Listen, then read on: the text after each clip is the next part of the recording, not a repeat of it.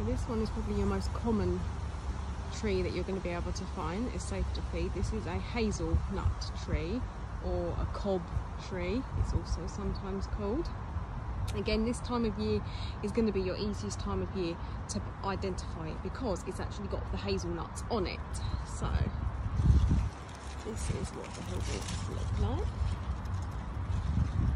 They're obviously not ripe yet, they're not ripe until the autumn, but you wouldn't usually get there before the squirrels or the birds. So they've got like a little leafy casing and then a nut inside.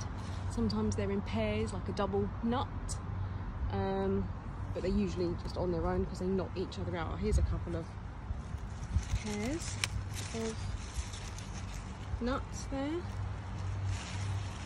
Another little pair.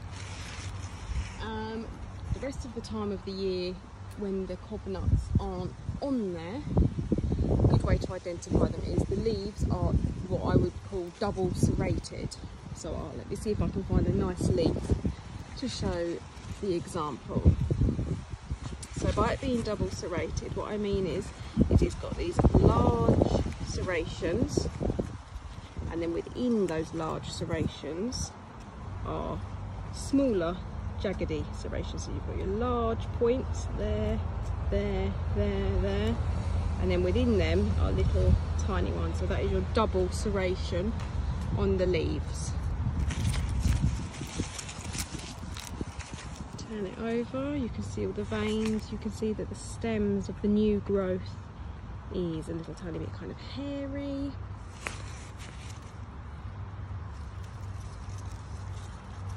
And you also get catkins. There's a tiny little one. You see that little tiny white bit sticking out?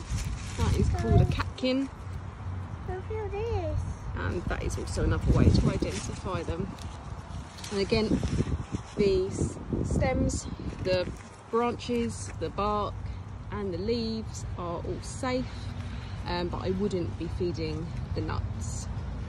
For multiple reasons, other than obviously they're a choking hazard, they're full of fat, and it's best to leave those ones for the wildlife. But the leaves and the branches are great to feed. Piggies really love them, and also the leaves dry really, really easily. You don't even need like a special dryer. You can literally just put them on your windowsill and they will dry into like really crispy crisps, and they really like having them mixed in with their hay. So that is your hazel. Just show you the double serration again. It's hard to do and hold the camera, but you've got your large point there,